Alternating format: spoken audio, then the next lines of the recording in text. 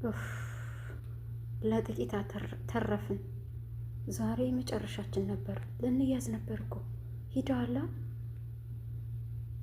አዎ ዛሬ አምልጠናል የኔ ፍቅር። ነይ በቃ ነይ፣ ሂደዋል። ሰላም ጤና ይስጥልኝ። ውድና የተከበራችሁ የወይኗ ሚዲያ ቤተሰቦች እንኳን ወደ ወይኗ ሚዲያ በሰላም መጣችሁ።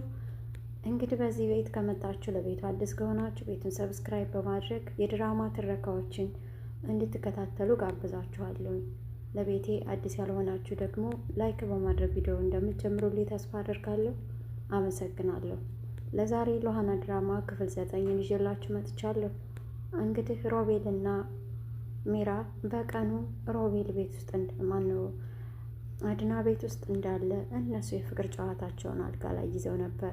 በድንገት ሲም ካርዱን የእህቷ መሆኑን ስታውቅ ሎሃና ወደ ቤት ተመልሳ ሮቤልን ማግኘት ፈልጋለሁ ባለችው መሰረት አድናንም ወደ ክፍሉ ይዟት እየሄደ ድንገት በሩ ሲከፈት እንግዲህ ሚራን ቀድማ የጫማ ኮቴ ስለሰማች ከአልጋው ስር ገባች በአንሶላ ተጠቅልላ።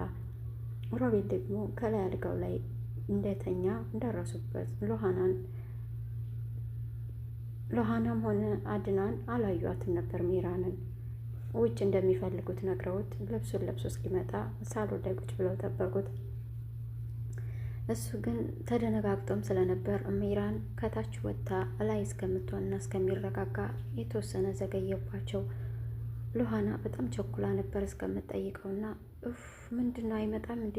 ካልሆነ እዛው ሄዳለሁ እኔ ስትለው ተረጋጊ፣ ያው ልብስ ለመልበስ ስለሚቸገር ነው እኮ ትንሽ እንጠብቀው አላት አድናን። ከዛም ሮቤል መጣ። ምንድነው ይሄ ብላ አሳየችው ሲም ካርዱን። ማለት ያው ሲም ካርድ ነዋ አላት። እኮ ሲም ካርድማ ነው፣ ግን አንተ ክፍል ምን ይሰራል ይሄ ሲም ካርድ አለችው። ማለት ሲላት ይሄ ሲም ካርድ የእህቴ ሳራ ነው ያገኘሁት ደግሞ አንተ ክፍል ነው። ስለዚህ የት ነው ያረካት? እህቴን ካረክበት አምጣ። ይሄ ሲም ካርድ አንተ ክፍል ምን ይሰራል ብላ አፋጠጠችው። እሱም ያው እንደተለመደው የክህደት ቃሎችን በመጮህ በመቆጣት እሱ ሳራ እንዳላያት እንደውም እሷን ራሷኑ አንቺ ራስሽ ሳራ ላለመሆንሽ ምንም ማረጋገጫ የለንም፣ እንደውም ማምነንሽ እንጂ አለበተቀረ እህትሽ በጠፋችበት ሰዓት መተሽ አንቺ ሳራን አንጡ ካልሽን እኛ ራሷንችን እየታደረግሻ ብለን እንጠይቅሻለን። ካሁን በኋላ እኔ ያንቺን እህት ሳራ አላየሁልሽም። ሲም ካርዱን ደግሞ እኔ ክፍል ምን ይሰራል? ደግሞ እኔ ክፍል አላገኘሽውም አለ ሮቤል።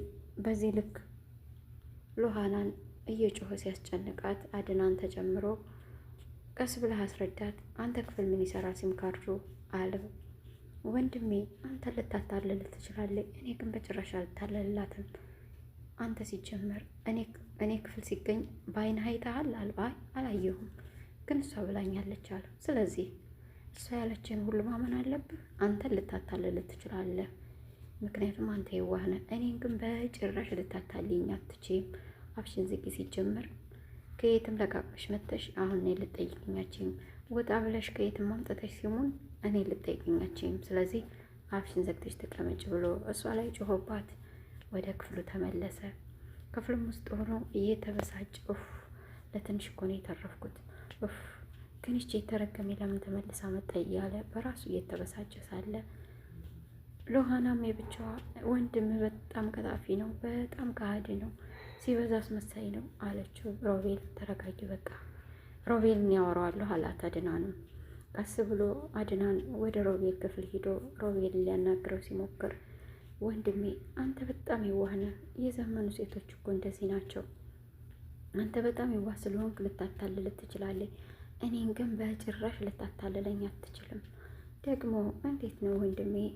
ቅድም እያጽናናት በድንገት ሮቤል ና ብለውት ስለ ሲም ካርዱ ሊጠይቁት ከክፍሉ ወጥቶ ሲሄድ በድንገት አድናን አቅፋት ነበር። ሎሃናን እያጽናናት ነበር። ያችን ስላየ ወንድሜ አንተ ግን እንዴት ነው የሆነ አይንህን የጣልክባት ትመስላለህ።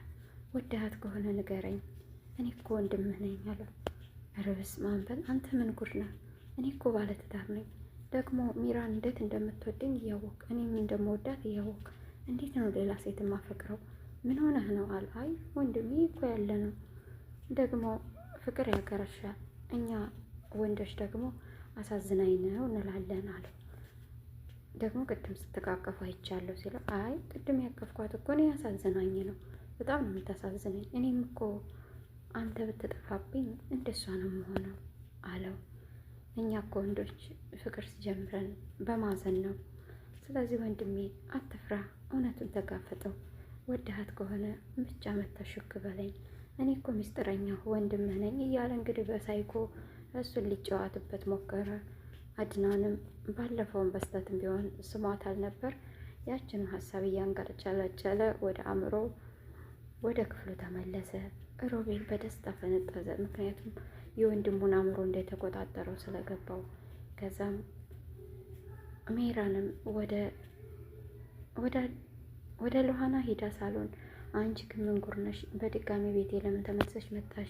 ምን ትሆኚ መጣሽ? ቤቱን በአንድ እግሩ አቆምሽው። አንቺ ከመጣሽ ጀምሮ ሰላም የለም እያለኝ ሎሃናን እያስጨነቀቻት ነበር። ሎሃናም ሲም ካርዱን ሮቤል ክፍል ነው ያገኘሁት። ሮቤል ደግሞ ካደኝ። በእርግጠኝነት ስለ ወንድሜ ሮቤል ያውቃል።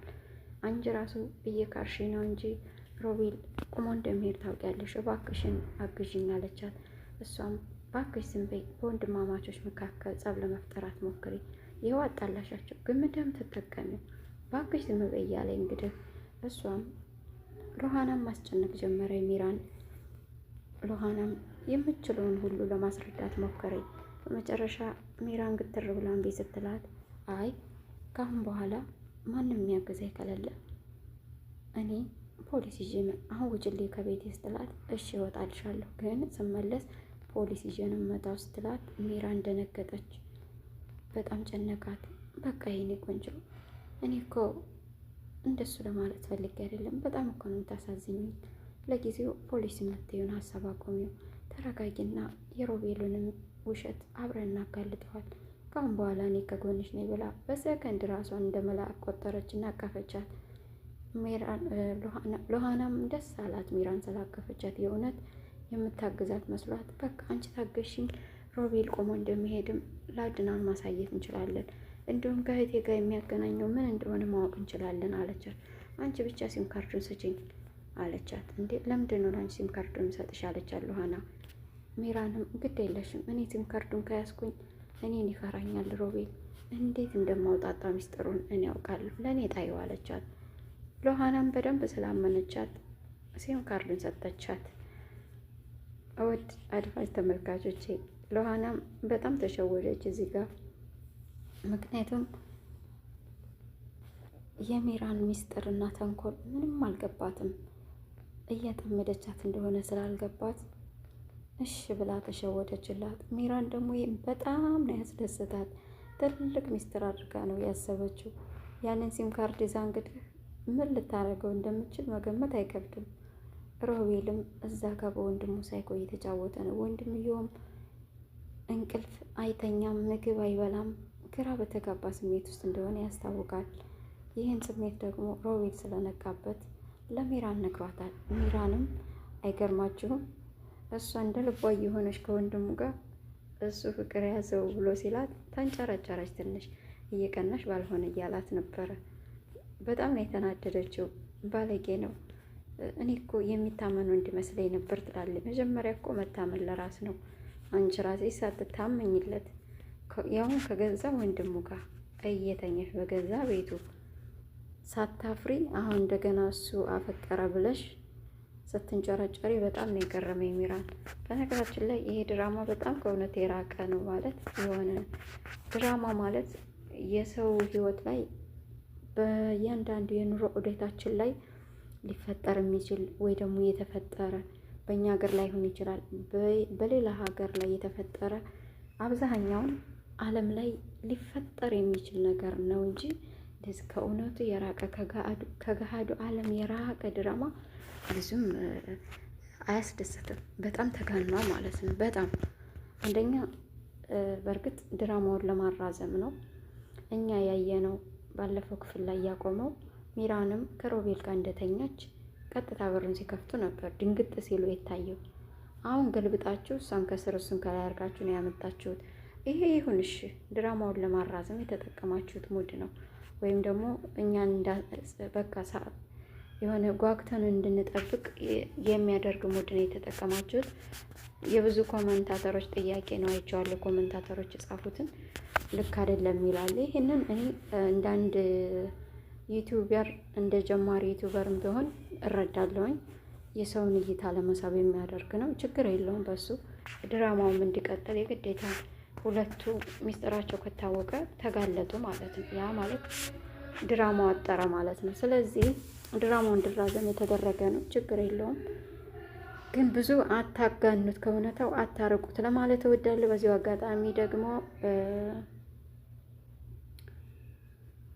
ሌሎች የተጀመሩ ድራማዎች ያቋረጣችሁትን እባካችሁ ልቀቁልን፣ ድምጻችን ይሰማ ለማለት እወዳለሁ። ሲኖላ ድራማ በጣም ተወዳጅ ነው። እኛም በጉጉት ነበር የምንጠብቀው። እባካችሁ ልቀቁልን እንላለን። ልባስ ቲዩብ ከሰማው እንድትለቁልን ለማለት ነው። አስተያየታችሁን ኮመንት ላይ አስቀምጡልኝ የኔ ተመልካቾች። ይህ ወይኗ ሚዲያ ነው። ክፍል 9 አድና ድራማ ይህንን ይመስል ሉሃና ድራማ ይህን ይመስል ነበረ። በቀጣይ ክፍል እስከምንገናኝ ሰላማችሁ ይብዛ።